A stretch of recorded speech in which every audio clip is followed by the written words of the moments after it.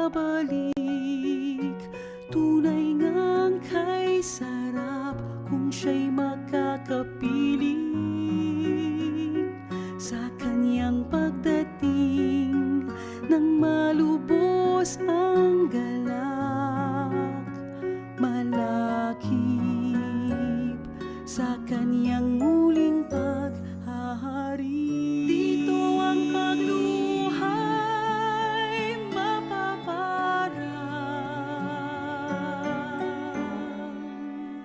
at maglalaho mga kalungkutan at hahalinhan ng ganap na kaligayahan. May isang sumpang binitiwan na kahit kailan may hindi tatalikuran. Batid ko ang magbata at magtiis ay di maiiwasan,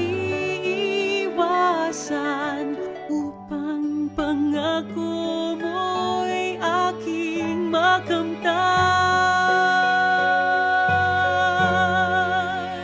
Kaya't sa tuwi na nadarama ang pag-asa sa malawak mong langit, yaring ulo'y itinitingala.